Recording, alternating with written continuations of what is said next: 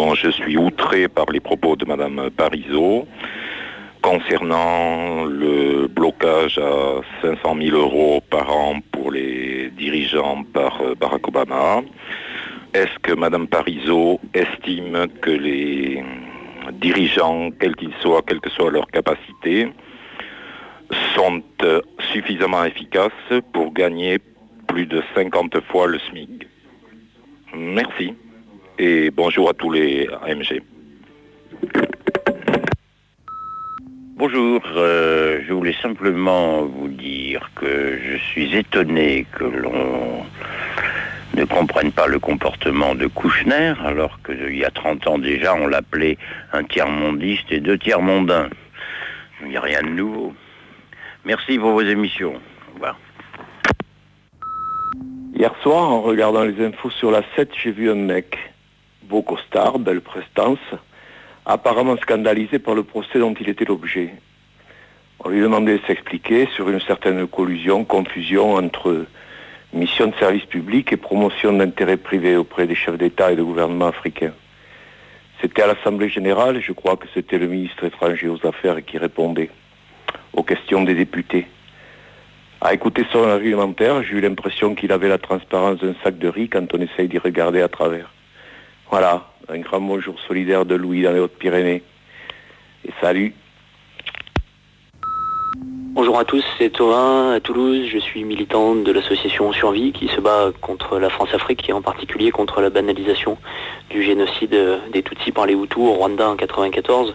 Et j'ai entendu hier un auditeur qui invitait l'émission a invité Pierre Péan pour parler de Kouchner. Alors pourquoi pas parler de Kouchner et éventuellement même avec Pierre Péan sur ce qu'il dénonce de nouveau dans ce bouquin, mais il me semble important de rappeler que Pierre Péan sur le Rwanda est un personnage tout à fait infréquentable, qui fait partie de ces gens qui parlent de double génocide et qui nient la responsabilité de la France dans le seul génocide à avoir eu lieu. Ça me paraissait important de rappeler ça. J'ai cru entendre dire aussi qu'il était réellement question d'inviter Pierre Péan et j'espère que aucune concession ne lui sera faite si jamais ça devait être le cas. Salut à tous. Salut Daniel, c'est pour poser une petite question qui je pense intéressera certains AMG. J'ai vu hier soir une vidéo absolument extraordinaire où tu étais président d'un tribunal dont le procureur était Philippe Cohen, le prévenu Bernard Kouchner et l'avocat de la défense, maître Jacques Vergès. C'était sur le site Bakchich, je l'ai vu sur notre réseau. Et puis ce matin, boum balaboum, la vidéo a disparu de Bakchich, a disparu d'Internet. Alors pourquoi et si c'est un problème technique, est-ce que tu peux nous dire où est-ce qu'on peut revoir cette vidéo?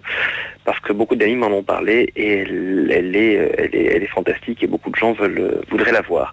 Voilà, merci, bonne émission, salut. Eh bien, beaucoup de gens vont pouvoir la voir, la vidéo, des extraits en tout cas de cette vidéo qui retrace ce fameux procès de décembre, du début décembre que nous avons organisé là-bas, si j'y suis, avec Bakchich Info, qui s'appelait le procès de Bernard Kouchner. Il y aura réhabilitation, on avait déjà essayé de le réhabiliter devant ce tribunal, le fameux tribunal des condamnés d'avance. Et effectivement, on va voir qu'il y a beaucoup de choses qui avaient été dites au cours de cette audience, de ces audiences, odieuses audiences. On a fait évoquer énormément de points qui figurent dans le livre de Pierre Péan, Le Monde selon K, et notamment, vous allez l'entendre, toutes les histoires du Congo et du Gabon qui ont été évoquées au cours de ce procès. Donc, vous allez pouvoir voir des extraits sur Bakchich Info dans quelques instants. C'est en cours. Effectivement, hier, il y a eu des problèmes techniques étant donné le succès. Mais on est en train de rétablir tout ça. Et puis aujourd'hui, donc vous avez compris, nous recevons Pierre Péan. Pas seul, on reçoit aussi Xavier Monnier de Bakchich. Et pourquoi de Bakchich? Parce que ce site en ligne, depuis des semaines, a apporté des preuves et des des documents dans les affaires que je viens d'évoquer. Et donc, ça mérite quand même un peu d'attention et de reconnaissance à ces confrères qui ont fait un travail qui n'est pas forcément suffisamment reconnu. Donc voilà pourquoi Xavier Monnier est avec Pierre Péan aujourd'hui pour développer un peu, parce que tout ça se fait toujours de façon très courte, très brève, des déclarations, d'autres déclarations, etc. Donc là, on va s'étendre un petit peu au cours de cette heure autour de cette affaire et du livre de Pierre Péan que je me permets de vous conseiller, parce qu'il y a des tas de développements et d'aspects qui sont tout à fait intéressants. Voilà, autre chose très importante, très importante, qu'est-ce qui va se passer à Sevran dans le 9-3 pas plus tard que demain soir? Eh bien, la projection de Chomsky et compagnie. Et à l'issue de la projection, j'animerai le débat, je répondrai à toutes les questions qu'on voudra bien me poser. Ça se passe, place François Truffaut à Sevran. Le cinéma s'appelle Les 39 Marches et la séance a lieu, si je ne m'abuse, à 20h. Et puis je vous donnerai des nouvelles du front. Je crois que samedi je suis à Nice et dimanche quelque part vers Fayence. Je vous donnerai des précisions sur tout ça. Voilà. Donc aujourd'hui Le Monde selon K, le livre de Pierre Péan avec quelques extraits de ce fameux procès. Auparavant, encore quelques messages parmi ceux que vous avez laissés dans la boîte vocale de la base. Si j'y suis, au 01 56 40 37 37. Ouais, salut l'animateur modeste et génial et à tous les AMG. C'était pour vous dire que le vendredi 6 février à 10h30 dans l'Amphi 7 Hall Suite de Stendhal à Grenoble, à l'université, passe le film de Chomsky et compagnie. Donc je répète, le vendredi 6 février à 10h30, Amphi 7 Hall Suite de Stendhal à l'université. Donc voilà. Donc c'est pas la peine d'aller travailler ou d'aller faire des courses ou quoi que ce soit. Vous venez à 10h30 à l'Amphi 7 et puis tout se passera bien. Allez, et surtout, n'oubliez pas de retourner dans la rue, cette fois-ci d'y rester là, parce que sinon on a l'air de clampin, quoi. Allez, bisous à tout le monde et bon courage. Ciao. Salut Daniel, c'était pour informer qu'un nouveau repère vient de se créer dans le sud Gironde, à l'Aréole, au bar Le Petit Montmartre. Notre première se passe le 5 février, c'est-à-dire jeudi, à partir de 19h. Et ensuite tous les derniers jeudis du mois. Voilà, à bon entendeur, salut. Salut à tous, Fabien, éducateur spécialisé d'Amboise, en Indre-et-Loire. Eh bien écoute, Daniel, je voulais t'informer et puis informer les auditeurs que ma première carte de parti politique sera pour le NPA. Je vais rejoindre Olivier et ses compères dans le nouveau parti anticapitaliste. Dès que ce sera possible, eh bien, j'adhère au parti. Voilà. À bientôt et luttons ensemble. Ciao. Agnès, Daniel, bonsoir. J'ai écouté l'émission Là-bas si j'y suis de ce mercredi. Je me suis très souvent retrouvé d'accord avec les propos des deux invités, Olivier Besancenot et Daniel Bensaïd. Toutefois, une question me préoccupe. Dans l'hypothèse où le NPA arrive au pouvoir, qu'adviendra-t-il de la chaîne de télévision AB1 ? Sera-t-il encore possible de regarder en boucle Premier baiser et les filles d'à côté ? Ou bien est-ce que ce sera-t-il considéré comme anti-révolutionnaire et pour cette raison condamné à une autocritique et à un repentir public que d'avoir fantasmé trouver l'amour auprès de femmes telles que Virginie Desarnaud, de Premier baiser, ou Hélène Lemoinic, des filles d'à côté. Devrais-je faire l'objet d'une mesure d'internement en centre de rééducation jusqu'à guérison complète, pour avoir éprouvé de l'attirance pour des créatures produites par la télévision capitaliste ? Merci à Olivier et à Daniel de bien vouloir me répondre. C'était Claude, en Gironde. Et j'y pense. Olivier, Daniel, Olivier, ça vous fait pas penser à quelque chose ? Olivier Besancenot et Daniel Bensaïd, c'est comme Olivier Azam et Daniel Mermet. Daniel Mermet cette fois. Je te signale que le héros des filles d'à côté s'appelle aussi Daniel. Étonnant, non ? Bienvenue à tous. Vu l'inhumanité de ces gouvernements face aux urgences du moment, nous nous réunissons le 6 février à Bigné, 17 Charente-Maritime, entre Saint-Jean-d'Angély et Saint-Savinien, au bar des Amis, le Marronnier. À partir de 7h, fermeture 2h. Nous sommes prêts pour présenter des idées, des solutions, le programme du rassemblement pour un monde meilleur. La pertinence des possibilités que nous avons nous permettra de prendre le pouvoir, celui de partager, de donner et redonner l'humanité à ce pays qui en a tant besoin. Jean-Marc Xavier, pour le repère de là-bas si j'y suis, j'y serai, on vous attend, nous pouvons changer le monde, c'est notre devoir. Bonjour, le Café Repère de Grenoble, c'est au café-restaurant La Bonne Heure. Alors, ce soir à 18h30, ce soir on est le jeudi 05, il y aura des extraits de Chomsky et compagnie, avec un petit débat au milieu, après, avant, une part de pizza partagée, un petit verre de vin ou autre chose. Donc à 18h30, Café Resto La Bonne Heure, des extraits de Chomsky et compagnie, en espérant que ça donne des idées à un cinéma pour la programmation du film en entier. Donc au 0476 46 30 62, vous pouvez avoir plus d'informations. Restaurant La Bonne Heure, les AMG, on vous attend. Bye. Bernard Kouchner a-t-il, oui ou non, confondu les affaires de l'État et les affaires tout court ? C'est la question qui se pose à la lecture du livre de Pierre Péan. Le Monde selon K, un ouvrage critique sur les positions de Bernard Kouchner à cette tourmente autour de Bernard Kouchner. Mais un livre où Pierre Péan dénonce aussi un conflit d'intérêts entre ses activités des Affaires étrangères. Le livre de Pierre Péan provoque de violentes réactions dans le monde politique. Le chevalier blanc qui a basé son image sur la morale républicaine. Développement des hôpitaux. En tant que symbole de l'ouverture dans le gouvernement. Salut, c'est Daniel Mermès, c'est là-bas si j'y suis, avec Xavier Monnier de Bac-Chiche et Pierre Péan, Le Monde selon K. Flight number 2, arriving from New York. Le tapage médiatique, c'était le truc de Bernard Kouchner, mais maintenant c'est fini avec Pierre Péan qui est en train de battre Bernard Kouchner, au moins sur ce plan-là.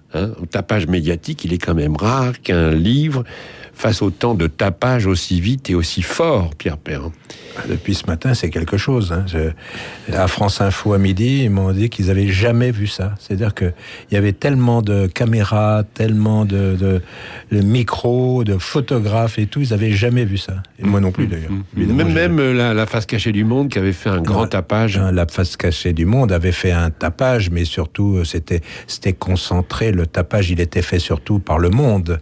Celui qui se rapproche le plus, c'était Une jeunesse française, où là, ça avait été, puisque François Mitterrand avait été obligé de monter au créneau, mais c'était complètement différent. C'est-à-dire que moi, j'avais été écarté tout de suite.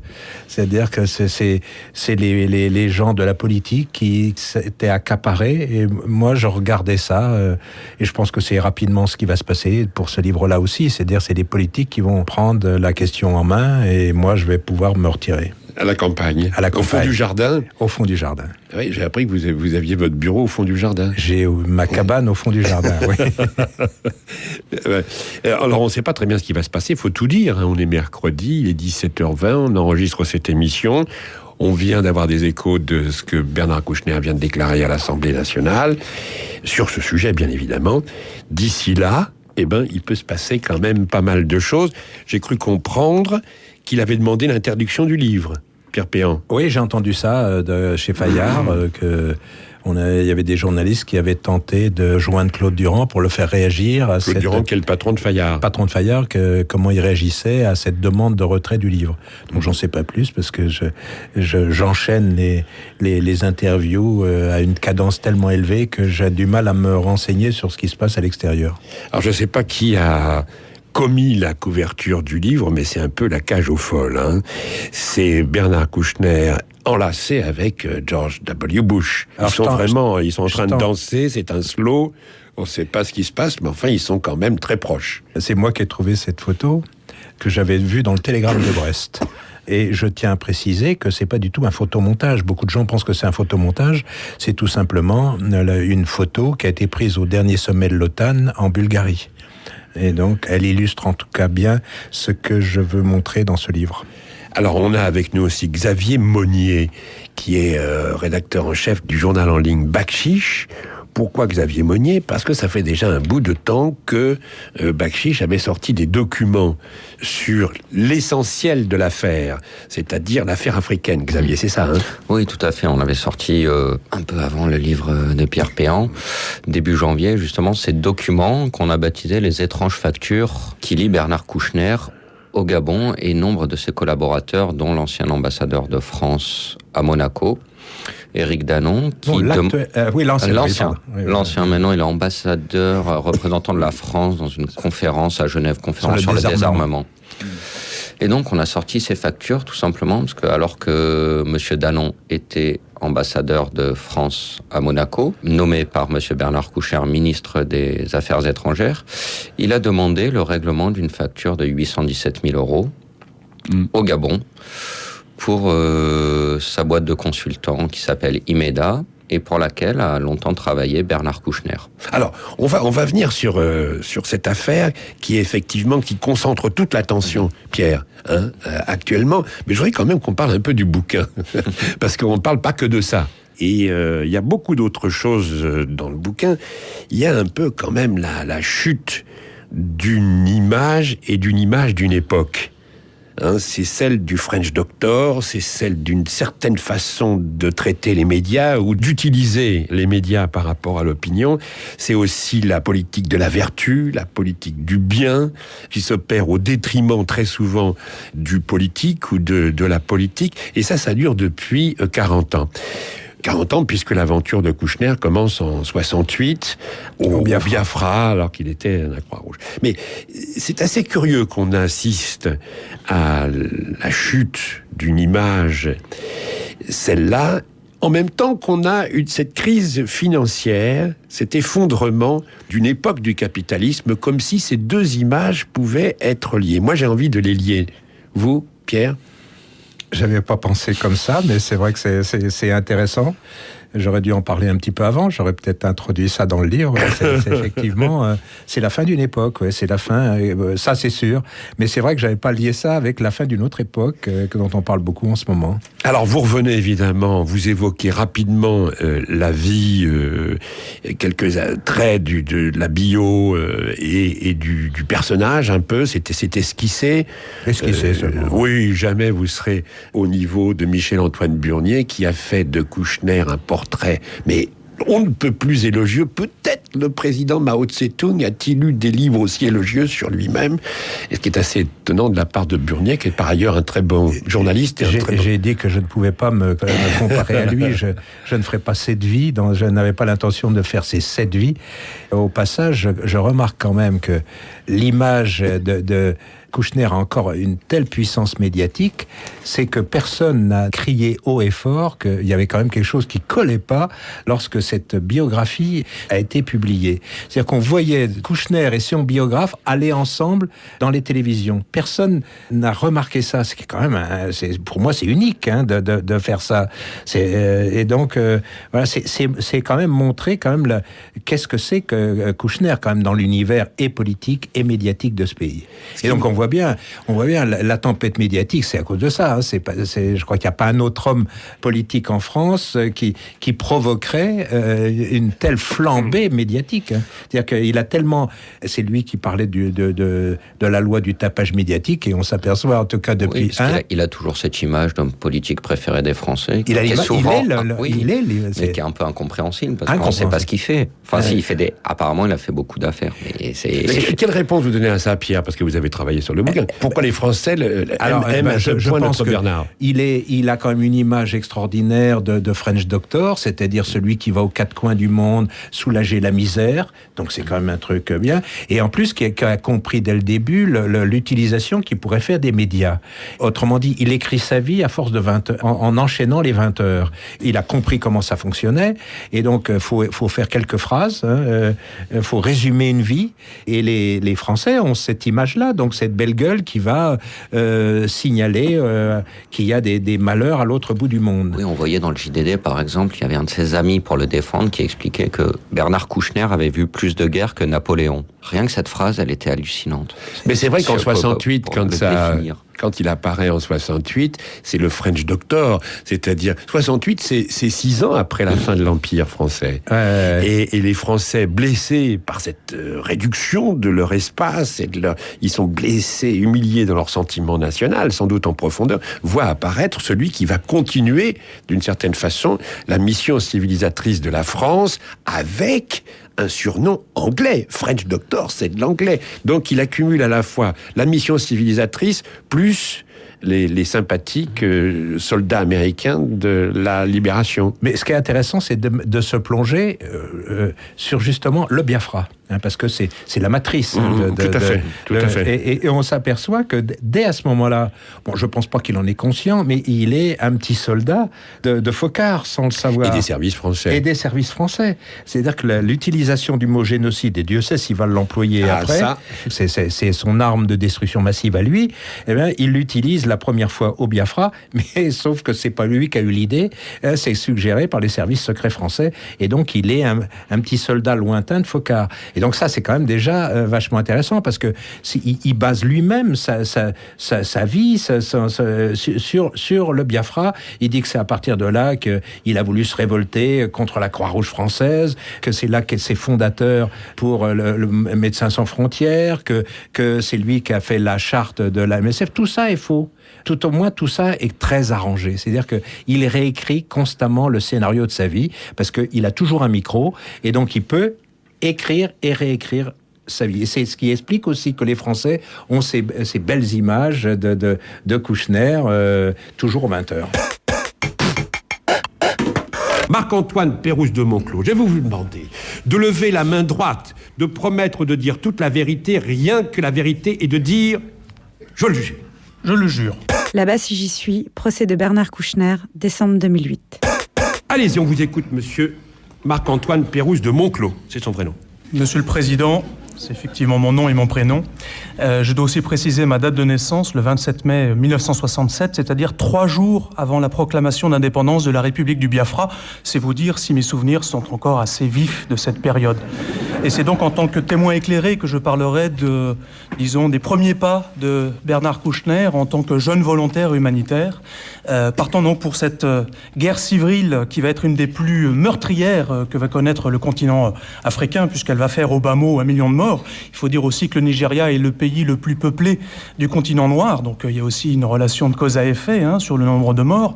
Et donc Bernard Kouchner part pour le Biafra en tant que jeune volontaire de la Croix-Rouge, et ce qu'il voit est absolument abominable. Donc vous l'avez dit, ses enfants au visage émacié. Il faut dire aussi que la guerre du Biafra, c'est une des premières guerres africaines qui commence à être médiatisée, où on va effectivement voir des images d'enfants en train de mourir d'inanition. Et donc Bernard Kouchner revient en France extrêmement choqué et dénonce l'existence d'un génocide.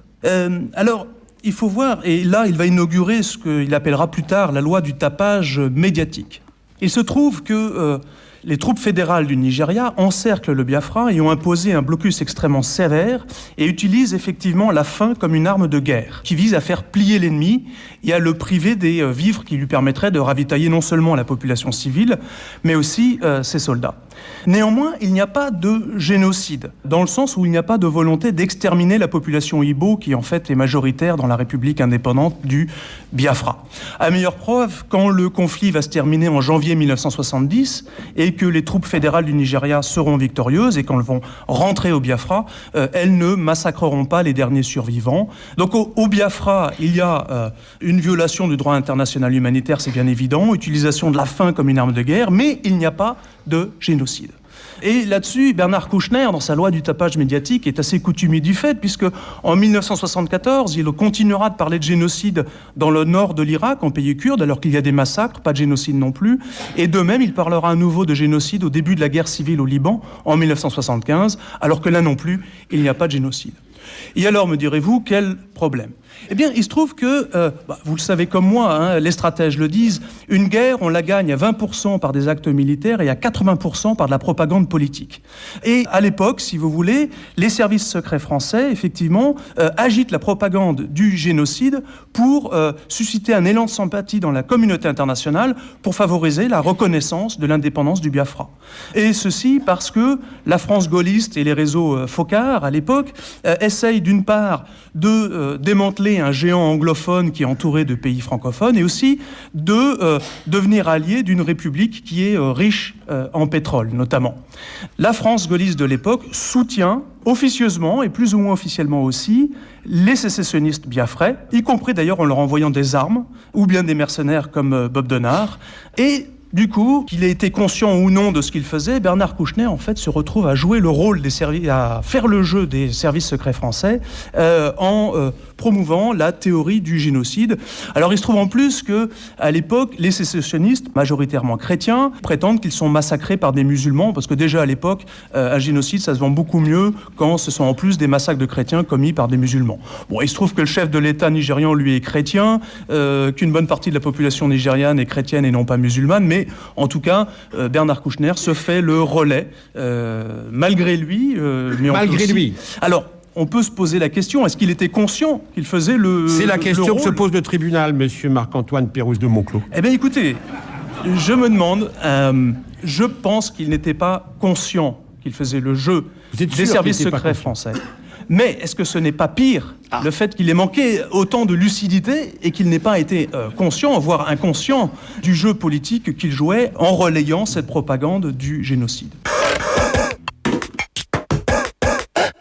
Alors, ce qui vous a motivé au départ, Pierre, c'est votre bouquin et votre travail et votre aventure et votre chemin de croix précédent qui était sur le Rwanda. Sur le Rwanda. Absolument. Et là, au Rwanda, vous avez rencontré le personnage Kouchner et on peut dire que vous vous êtes affronté à la vision de Kouchner et à la politique de Kouchner vis-à-vis du Rwanda, sur la question du Rwanda, et notamment dans les relations avec Kagame. Je ne m'en cache absolument pas, puisque je crois que de la page 4 ou 5, je dis qu'est-ce qui m'a amené à cette histoire. Alors, j'ai une conviction profonde, parce que j'ai travaillé longtemps sur ce dossier rwandais. J'ai pris effectivement beaucoup de coups, puisque j'ai été même accusé de provocation à la haine raciale, ce qui est quand même pas une petite accusation. Je précise que j'ai été relaxé, et même si je vais être de nouveau, il y a appel. Mais donc, cette histoire-là m'intéresse, me passionne, et donc j'ai une vision effectivement complètement différente. Celle de Kouchner est en fait la vision de son ami Paul Kagame, donc le dictateur rwandais, et j'avais déjà été choqué, dès son arrivée au ministère, qu'il veuille à tout prix se réconcilier avec un homme qui était soupçonné par la justice française d'être le commanditaire d'un attentat qui avait tué 2 présidents, 3 Français, et que tout le monde s'accorde à dire comme étant le début du génocide des Tutsis. Et donc qu'il veuille à tout prix se réconcilier avec cet homme, ça m'avait déjà quand même choqué. En plus, un homme qui accuse, à mon avis, à tort, la France et les Français de complicité et de génocide. Ça, c'est un peu le point de départ. Mais ça suffisait pas. Ça m'a suffi à faire un rebond dans l'IB. Mais quand j'ai été au courant, dès le mois de juin 2008, de ce qui se passait pour essayer de museler la justice, c'est-à-dire les pressions qui sont fortes, les arrangements qui ont été faits avec le Rwanda.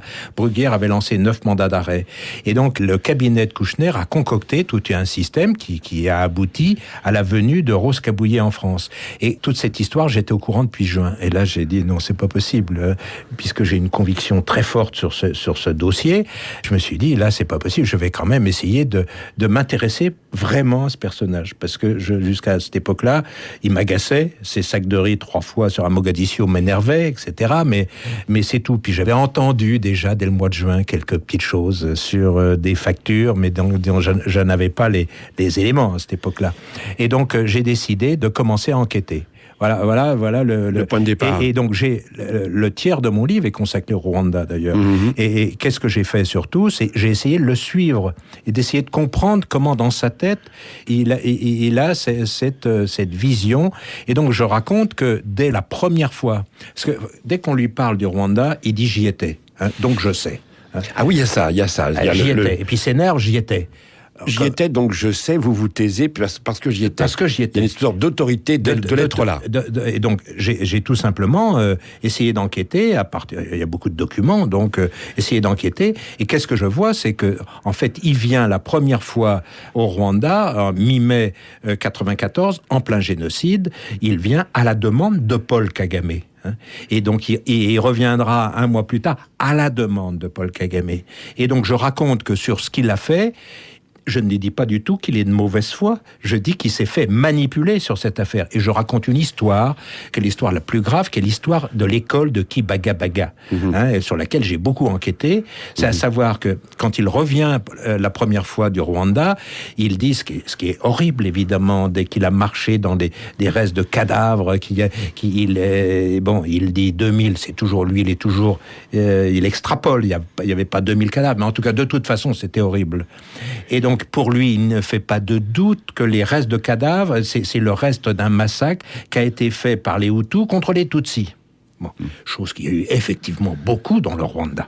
Mais il se trouve que cette affaire-là, c'est des rebelles Tutsis, donc des proches de Kagame, qui l'ont entraîné sur un site où il y avait des morts, mais sauf que le site en question, eh bien, il a confondu victime et bourreau. Sûrement de bonne foi. Et donc, pour moi, c'est une histoire intéressante parce que c'est toute sa vision du monde au travers de ça. C'est ça beaucoup plus important. Bourreau et au milieu le French Doctor. C'est toujours, c'est-à-dire qu'il a une vision du monde avec dans tous les coins du monde où il se passe quelque chose, il y a des bons, il y a des méchants. Et lui, le French Doctor, qui fonctionne évidemment avec l'affect, il sait déterminer où sont les bons, où sont les méchants. Mais l'histoire est beaucoup plus compliquée en général. Il est vrai que quand il parle des Hutus qui ont massacré les Tutsis, c'est vrai qu'il y a eu des centaines de milliers de morts, mais c'est quand même beaucoup plus compliqué que ça. Quand je parle de cette histoire-là, je parle d'une guerre qui a commencé en 1990, et c'est au bout de cette guerre qu'il y a eu effectivement un génocide des Tutsis, mais il faut le reprendre dans son ensemble. Mais dès qu'on touche à cette histoire-là, il monte au créneau pour arrêter des gens, et je ne suis pas le seul, on a tout de suite des termes comme révisionnisme, comme négationniste, etc., dès qu'on n'est pas dans sa vision. C'est pas le seul à monter au créneau sur ce sujet. Comment ? Ils sont tout un groupe à monter. Ils sont tout un groupe, oui. Dès qu'on parle du Rwanda, on est sûr de s'en prendre plein la gueule. Absolument. En gros. Oui. On va venir à ce qui fait le grand débat aujourd'hui, mais je voudrais qu'on reste encore sur d'autres passages du bouquin Pierre Péan, dans l'ordre des manipulations sur la question de l'époque de la Yougoslavie, l'éclatement de la Yougoslavie. Et au moment où Bernard Kouchner et d'autres, comme Bernard-Henri Lévy, vont devenir des figures absolument emblématiques, ce qu'ils sont toujours, d'ailleurs, ça dure longtemps, c'est un bon investissement. Mais vous avez un document dans ce bouquin, c'est un bon placement, vous avez un document dans ce bouquin tout à fait extraordinaire, qui, dans l'ordre des manipulations, est un véritable petit bijou, qui a été publié par Jacques Merlinot, qui était un journaliste de télé, je ne sais pas ce qu'il est devenu, avec une petite moustache, je me souviens d'un gars avec une petite moustache, qui a publié un bouquin il y a quelques années, en 1993, en pleine affaire donc yougoslave, qui s'intitule « Les vérités yougoslaves ne sont pas toutes bonnes à dire », et il fait une interview d'un certain James Hoff, directeur du Roder Finn, c'est-à-dire une agence américaine de relations publiques. Et c'est absolument formidable, parce que James Hoff, et vous publiez l'intégralité de ce passage, ça c'est un truc formidable, Xavier, et où ce responsable de cette agence de relations publiques explique très simplement comment on manipule l'opinion, comment on s'y prend. C'est très, très simple, c'est très rustique, et ça marche à tous les coups. Il explique comment il fallait conquérir la communauté juive en général, parce que c'est vrai que les Croates n'avaient pas été très tendres avec les Juifs pendant la Deuxième Guerre mondiale, les Bosniaques n'avaient pas été tellement caressants non plus, les Serbes par contre avaient été impeccables et avaient résisté. On est en train de dire des choses qui correspondent pas du tout à ce que nous avons tous dans l'esprit. Les Croates sont plutôt les gentils, les Bosniaques sont très gentils, et les Serbes sont des salauds définitifs. Il y a 12 générations devant nous d'ordures serbes. Et on voit d'où ça sort. C'est cette agence, sans doute pas la seule, mais enfin, comment ces images ont été fabriquées Et je trouve ça tout à fait exemplaire. Et au fond, c'est assez proche des techniques de manipulation dont Kouchner n'est pas le seul, bien évidemment, on ne va pas charger trop la barque, est un des usagers quotidiens, toujours aujourd'hui. Il y a d'autres... En utilisant toujours le mot génocide. Alors, il arrive que ce soit vrai. Il l'a fait pour le Vietnam, il y avait un génocide liquide au Vietnam. Mais il a commencé, déjà le Biafra, il l'a fait au Liban, il l'a fait en Érythrée, il l'a fait...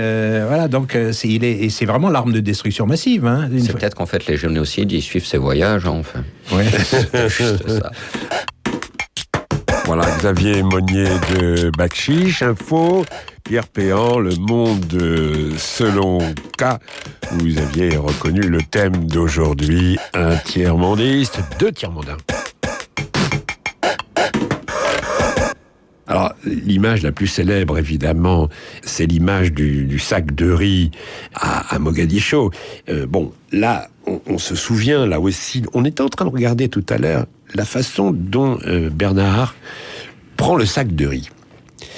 Et on voit qu'il n'a jamais porté de sac de riz de son existence. Il n'a jamais porté de sac du tout, parce qu'il a une façon de se mettre le sac sur la nuque. Et si c'était un vrai sac, avec le vrai poids d'un vrai sac, il se casserait la nuque à l'instant. Je ne sais pas si vous avez remarqué ces images. Ce qui serait intéressant aussi de voir, c'est quelles sont les suites de toutes ces actions. Ah bah celle-là, elle est claire, hein, sur la Somalie. Ce qui est sûr, c'est que l'analyse déjà était fausse. Hein, c'est-à-dire que la réalité de la famine en Somalie, c'était les seigneurs de guerre, hein, qui étaient les responsables. Et après le départ de Kouchner et des Américains, ça a encore empiré. Tout ça, on est à peu près au même point maintenant, d'ailleurs. On est au même point maintenant, mais donc ça n'a servi strictement à rien.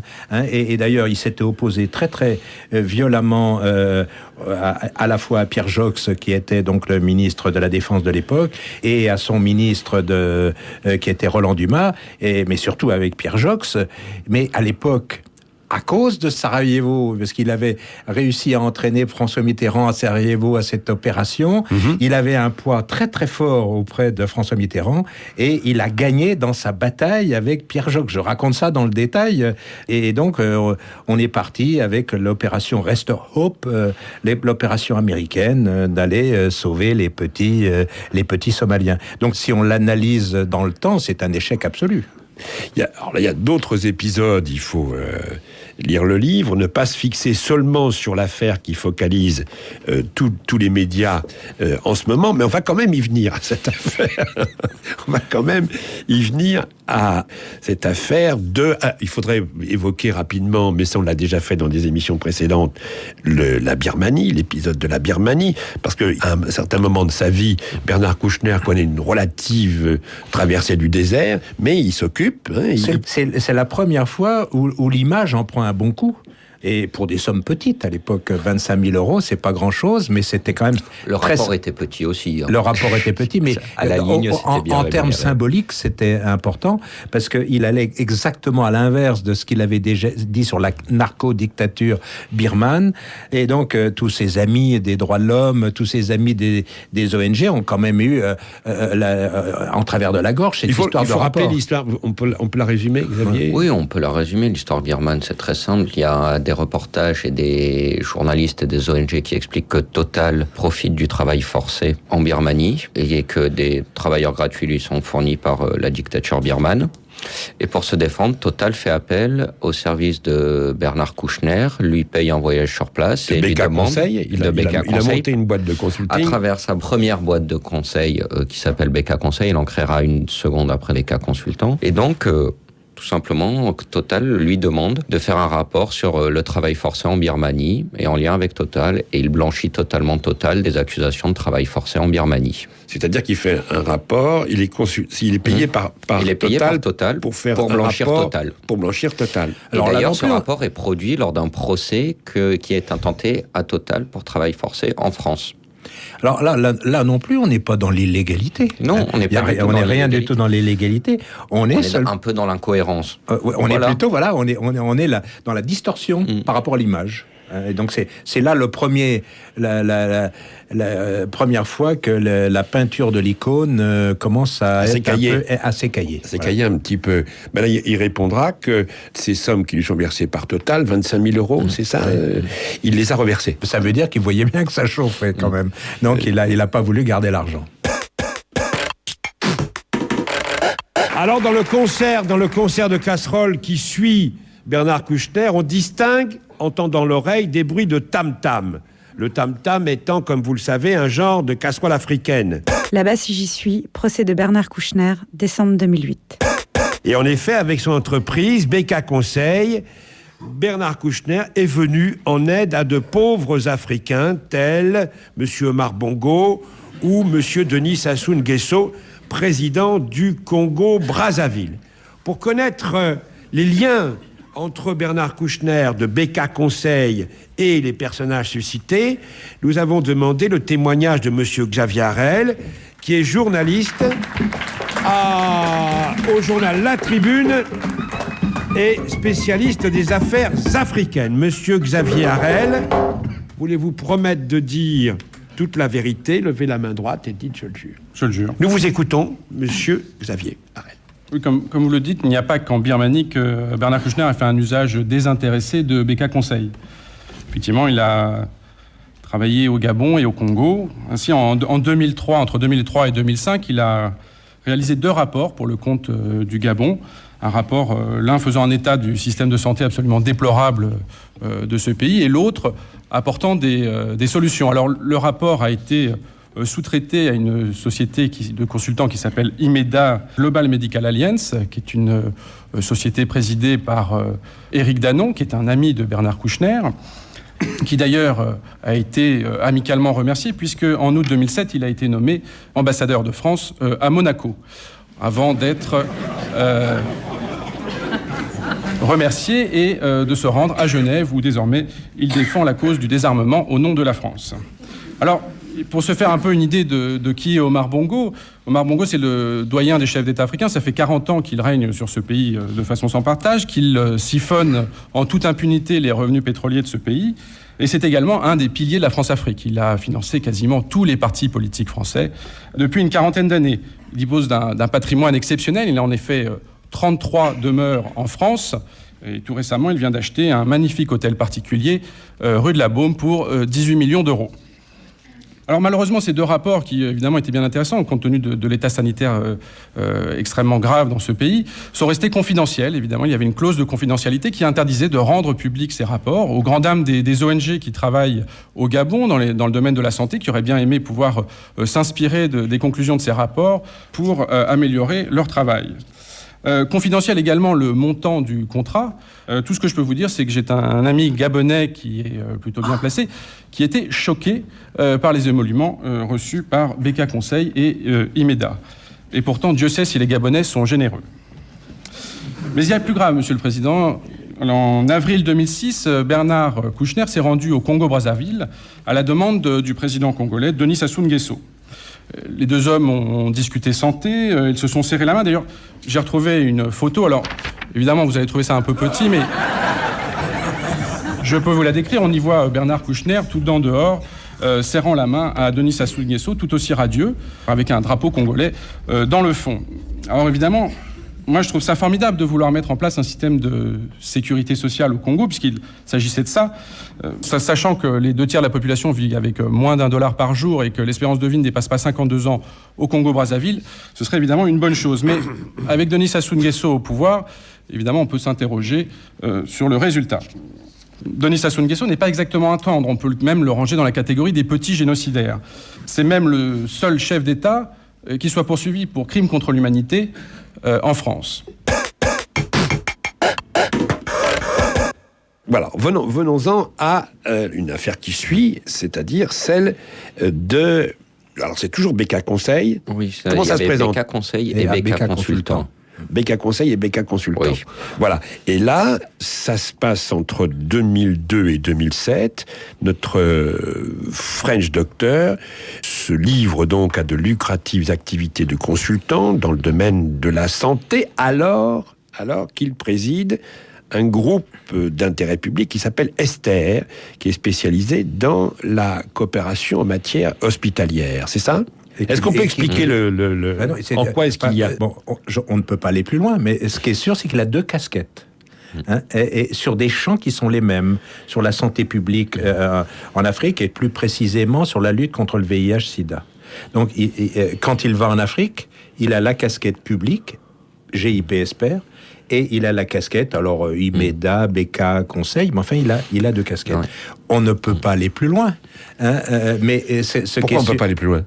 Parce que on est dans l'ambiguïté. Ce qu'on peut affirmer, c'est que les chefs d'État qu'ils reçoivent connaissent ces deux casquettes. Alors, ils connaissent l'ancien ministre. Et ils connaissent l'ancien ministre, ils connaissent évidemment. Mais évidemment, moi je fais attention à mes mots, parce que je sais que... On nous écoute sur on les écoute, donc je ne tiens pas à aller plus loin que... Non, ce qu'il y a, c'est qu'il y a deux casquettes, mais il y a aussi un problème, c'est que ces missions sur la lutte contre le VIH au Congo et au Gabon, les résultats, on les a toujours pas. C'est-à-dire, c'est comme ce qui s'est passé en Somalie, comme ce qui s'est passé en Yougoslavie. Il dit qu'il a été rémunéré pour des missions dans ces deux pays-là, et on sait absolument pas ce qui a été fait réellement. Ça n'a pas avancé. La lutte contre le sida au Gabon, on va dans les hôpitaux gabonais, enfin, même Omar Bongo, il va plus jamais. Hein. Alors, donc, le principe, c'est qu'il y a deux sociétés. L'une s'appelle Africa Step, c'est ça ? Et l'autre IMEDA. L'autre s'appelle IMEDA, qui sont toutes les deux gérées par de très proches amis de Bernard Kouchner. Ou plus exactement, ils sont gérés par deux personnes, que sont Éric Danon et Jacques Baudouin. Et ces deux personnes, quand ils cessent d'être un consultant privé et qu'il devient ministre, il recrute ces deux personnes au ministère des Affaires étrangères. Il en nomme un comme ambassadeur extraordinaire à Monaco, Éric Danon, et l'autre, il le nomme à son cabinet comme chargé de la presse et de la communication. Donc, et là, évidemment, ça pose quand même un petit problème. Mais donc voilà, je peux pas les... D'autant que les deux, officiellement, sont encore gérants de Africa Steps et de IMEDA. Absolument. Tout en exerçant... Tout en exerçant leur fonction de diplomate. Mais Bernard Kouchner est aussi toujours gérant de BK Consultant, et lui c'est un peu plus grave puisqu'il viole la Constitution comme ça. Mais c'est pas ce qu'il est en train de dire, c'est pas ce qu'il a dit au Nouvel Observateur, c'est pas ce qu'il a dit à l'Assemblée nationale. Je sais pas ce que fait le Nouvel Observateur, mais il y a un truc très simple à faire. Vous demandez au registre du commerce du tribunal de Paris, Kouchner, ils vous sortent l'extrait cabis de la société BK toujours Consultant. Vrai aujourd'hui. Oui, moi je l'ai sorti quand ? Le 8 janvier. Le 8 janvier 2009. Alors, donc, il viole la Constitution. Moi, quand j'ai dit ça, tout le monde m'a dit, oui, mais pas vraiment, il l'a mise en sommeil. La mise en sommeil, ça n'existe pas dans le droit français. Donc, il viole officiellement la Constitution. Là, il est hors la loi. Après, comme le dit Pierre Péan, sur les factures, il fait rien d'illégal. Mais c'est quand même étrange de nommer un ami ambassadeur à Monaco et que cet ambassadeur à Monaco réclame 817 000 euros à un pays, le Gabon. Alors qu'il est ambassadeur à Monaco et que son patron vraiment. Est ministre. Ah, mais il en a même presque 3. Ouais. Parce que vous voyez dans les lettres qu'envoie Éric Danon, il explique « Nous avons reçu le mois dernier de son Excellence le chef d'État Omar Bongo l'assurance que notre dernière facture serait rapidement honorée. » Alors je veux bien qu'Éric Danon exerce le nous de majesté puisqu'il est ambassadeur, mais moi je voudrais juste une précision là-dessus. Ce nous. Et cette précision, on l'aura sûrement quand les comptes de BK Consultant pour 2008 seront enfin publiés, puisque j'ai regardé, les comptes de 2007 ont été publiés, ceux de 2008, non. Et les 817 000 euros, ils ont été réglés à IMEDA en 2008. Donc combien est-ce que Bernard Kouchner a récupéré dessus ? À mon avis, on le saura d'ici peu. Oui, parce que ce que je comprends pas très bien, c'est que Éric Danon, au nom de la société dont il avait la gestion, fait du recouvrement, ce qui est tout à fait normal quand on a une entreprise. Quand on n'est pas payé, même si c'est Omar Bongo qui vous doit de l'argent, même si c'est Denis Sassou Nguesso qui vous doit de l'argent, bien vous devez tout à fait. Éric Danon devait immédiatement démissionner en devenant ambassadeur, nommer un administrateur, nommer. Ce qui prend 3 semaines. Normalement, ça prend 3 semaines de démissionner d'un poste de gérant et de trouver quelqu'un. Et de trouver quelqu'un, pour qu'il n'assure plus cette fonction. Et même chose, c'est essentiellement pour Danon qu'il fallait qu'il démissionne immédiatement. Alors, conclusion, votre conclusion, votre accusation, à l'un et à l'autre? On est au minimum, avec au minimum des problèmes d'éthique. On a des problèmes qui se posent, évidemment, donc faut... Oui, non, mais on est dans un problème de distorsion, de toute façon, entre la réalité de Bernard Kouchner et sa face publique. Et puis après, il y a des questions qui restent en suspens. Ces factures d'Imeda, elles ont été réglées définitivement le 11 mars 2008 par Omar Bongo. 7 jours plus tard, Jean-Marie Bockel, qui était l'un des plus virulents opposants en France à Omar Bongo et qui est le secrétaire d'État à la coopération et qui voulait signer l'acte de décès de la France-Afrique, 7 jours après le règlement de ces factures, il est viré. On sait très bien qu'Omar Bongo et Denis Sassou Nguesso, ils étaient très, très, très, très énervés par Jean-Marie Bockel. On peut les comprendre, d'ailleurs, ils étaient énervés. Et l'histoire qu'on racontait partout dans Paris, et qu'on m'a raconté et que j'ai refusé d'écrire, c'est que, ils étaient tellement énervés qu'ils ont demandé la tête de Bockel, sinon, M. Sarkozy allait avoir des problèmes. Alors, où ses ministres allaient avoir des problèmes? Voilà, ça, après, on a porté la preuve. Ourbi à Torbi, c'est pas forcément possible. Mais moi, j'aimerais qu'on m'explique pourquoi, officiellement, Jean-Marie Bockel a été déplacé vers le fabuleux secrétariat d'État aux anciens combattants. Pierre Péan doit partir là parce qu'il est très demandé. Mais en tous les cas, face à tout ça, face à votre livre, face à tout ce que vous êtes en train de dire tous les deux, Xavier Monnier et Pierre Péan, Bernard Kouchner répond à l'Assemblée nationale. À aucun moment, ni au Gabon ni ailleurs, je ne me suis servi de mes fonctions ministérielles. Je n'en avais pas besoin. À aucun moment, je n'ai fait de mélange de genres. Mes actions de santé publique furent légales, légitimes, transparentes et morales. Voilà. Et il s'en prend directement à votre livre, Pierre Péan, disant qu'il s'agit d'amalgames, d'insinuations, d'allusions insidieuses.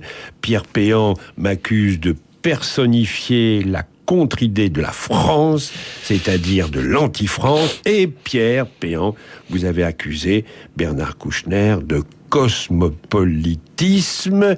Cette accusation de cosmopolitisme, en des temps difficiles, ça ne vous rappelle rien? Moi, si, cela dépasse très largement ma personne. Voilà, vous avez accusé Bernard Kouchner de cosmopolitisme. Non, écoutez, ça fait plusieurs livres qu'à chaque fois c'est le Roland des années 30. Nauséabond. Le mot nauséabond. Donc avec le soupçon sur moi que j'ai déjà eu sur le Rwanda aussi, le soupçon d'antisémitisme. Écoutez, c'est des attaques au-dessous de la ceinture. Moi, dans tout ce qu'il a dit, je relève seulement le mot transparence. C'était tellement transparent, cette histoire-là, c'est qu'on la connaît depuis très peu, et il a fallu la publication de ces factures, et dans la transparence aussi, le site Imeda, que un certain nombre de gens, sûrement, vous avez consulté, et moi, un beau jour, j'avais pas pris mes notes, le site Imeda avait disparu, et donc c'était intéressant, le site Imeda, puisqu'il y avait le nom de Kouchner associé à celui d'Imeda. Oui, et donc, au niveau de la transparence, ça, c'est pas sérieux de dire un truc comme ça. Voilà, pour tout savoir, le bouquin de Pierre Péan, c'est Le Monde selon K, on va en entendre beaucoup parler, et toutes les précisions, c'est aussi sur Bakchiche Info, le journal en ligne, qui depuis, je le répète encore, depuis des semaines, c'est ça Xavier ? Oui, tout à fait. Depuis 2 semaines, avait sorti des documents importants. Merci à tous les deux, on suit cette affaire de près, et si on la suit pas, elle nous suit. Salut, merci beaucoup.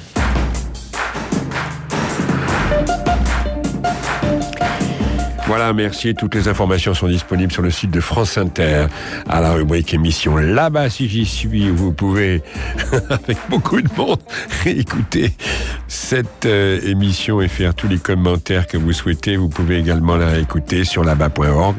la-bas.org. À la technique aujourd'hui, Patrick Henry et Sophie Moreno. Coy Nguyen et Raphaël Moutarde ont réalisé cette émission, assisté de Charlotte Perry. Agnès Le Bot attend vos messages. Ça va chauffer sur le répondeur de Là-bas si j'y suis au 01 56 40 37 37. Et si vous êtes très sage, demain on vous présentera de larges extraits du procès du tribunal des condamnés d'avance du début décembre, où à peu près tout ce qui est dans le livre de Péan était évoqué, parfois avec des précisions qui ne sont pas dans le livre, donc ça risque d'être intéressant. Demain, encore, Là-bas si j'y suis, réclame.